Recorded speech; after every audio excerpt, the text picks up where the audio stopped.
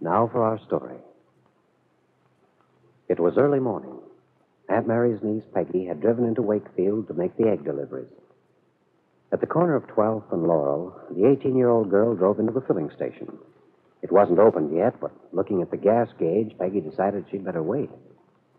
Glancing idly up the street, Peggy saw a sign that said, Wakefield Auto Court, and experienced again the same stricken sensation she felt every time she encountered anything that reminded her of Sergeant Bill Meade. It had been the same the other night, when she and Nicholas Dorn had driven over to Hunter's Falls. What was the matter with her, she wondered? How could she have any vestige of feeling for a man who had treated her as Bill had?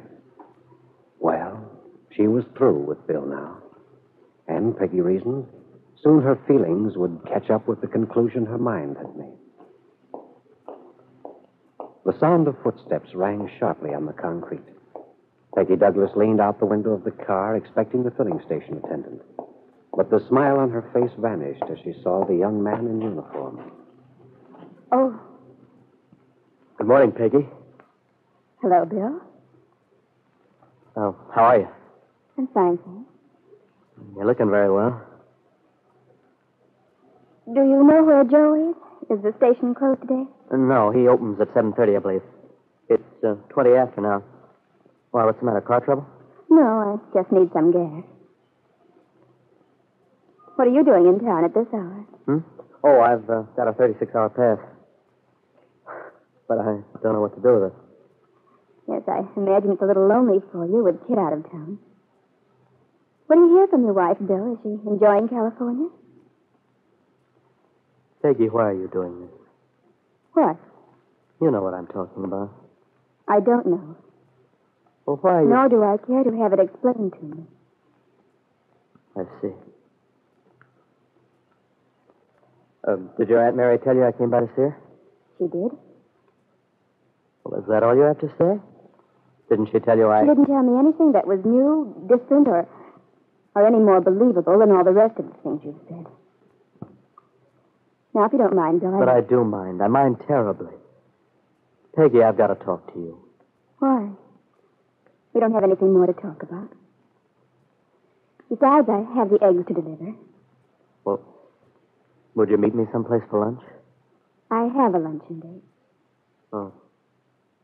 With Mr. Dorn? As a matter of fact, yes. You've been seeing quite a lot of him. Bill, this is a perfectly useless conversation. Besides, someone might see you talking to me. I don't care. You don't care. Several weeks ago, you were so concerned that you told me we shouldn't see each other. Yeah, I know, but don't you understand? I wanted to protect you. Peggy, you had faith in me once. You can't have changed completely. Bill, really, you're amazing. How can you expect me to believe anything you say when you haven't been honest with me? But I have. You mean you were telling me the truth when you said you were going to divorce Kit? Well, that's an unfair question. Why? Because, you know, I can't discuss Kit.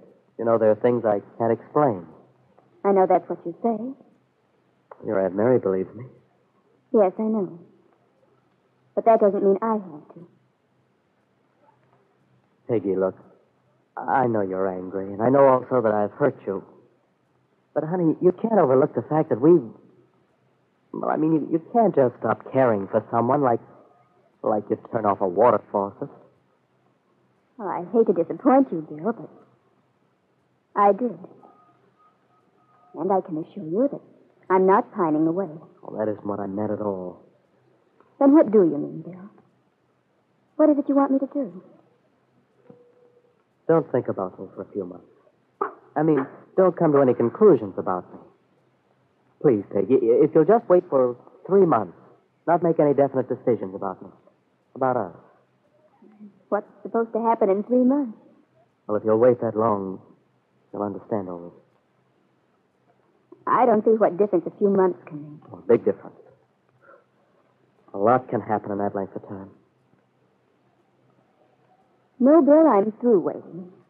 In fact, I'm through with everything from the past. I have my own life to lead now, and still, it doesn't include you in any way. I see. I suppose it does include this writer. You mean Nicholas? Yes, he's a part of my life now, but that's beside the point. The point is, Bill, you aren't. Sergeant Meade started to speak, but was interrupted by the arrival of Joe, the station attendant. Peggy immediately started an animated conversation with Joe. So, turning, Bill walked away. And in another part of town, a very pleased and confident Jessie Ward is surprised when she arrives at the Calvert Real Estate and Loan Office to find her employer already there. Well, good morning, Ben. Good morning, Jessie. Wonderful day, isn't it? You certainly sound chipper. I am. Does that surprise you? Well, considering everything, yes. As a matter of fact, I'm a proud man this morning. I never knew before I was so desirable, Jessie. What are you talking about? I had a very flattering experience last night. To have a woman go clear across the country, go to so much trouble, to have a woman so eager to marry you, that's very stimulating. Well, Ben, if you entertain any idea that I want to marry you because... Oh, I know, Jessie. You want to marry me to vindicate yourself to the town. To the women who've been shaking their heads all these years and saying that the primrose path never pays off. Ben, I'm in no mood for joking. Have you thought over what I told you last night? I have. And? Jessie, suppose I said no. I mean, just how would you go about it? I'm interested. That's very simple, Ben. I'd satisfy the town's curiosity as to why your daughter had to go out west. The tragedy of Kit's mother's death, and I'd tell them the medical history of the Bowman family. Yes, I think the town would be quite interested in what sort of grandchild you can expect, Ben. People have been saying for a long time that your day of atonement would come. I see. Well, of course, I could deny the story, say it's a lurid, fantastic tale, the wild imaginings of a frustrated woman who... Oh, no, Ben, because the town knows of the trickery and deceit you and Kit used to get Bill away from Peggy Douglas.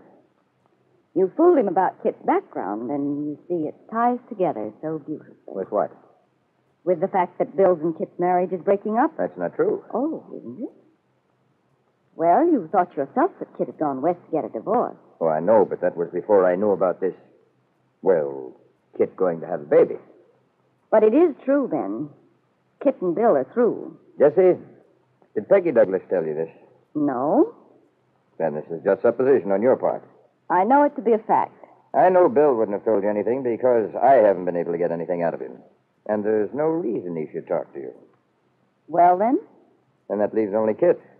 That's right. But you told me you didn't see her in California. I know that's what I told you. But, Ben, how do you think I found out any of this if I hadn't seen her or talked to her? Kit wouldn't admit anything to you. Why not? Since I happened to find out this much, she told me the rest. I don't trust you, Jessie. I don't believe you. Well, Ben, believe me or not as you want to. That's the chance you'll have to take. Oh, I'm not going to take it. I'm going to find Kit. How? You couldn't possibly. Yeah? Well, Jessie, I guess you've got me. I'm going to ask one favor of you, though. What's that? I'd like to think this over for a few days. All right, then. Think it over. Jessie Ward felt magnanimous. A few days? Yes, that would be all right. She knew Ben Calvert didn't need to think anything over. She knew how his mind was working. If he could only locate Kit, get in touch with her, then he'd be able to manage things. Then he could find some way to counteract Jessie's intentions. But Miss Ward wasn't worried. She knew he'd be unable to find his daughter. Or rather, that's what Jessie thinks. Unknown to her, Ben Calvert has 3 sources, one of which he feels sure will lead him to Kit.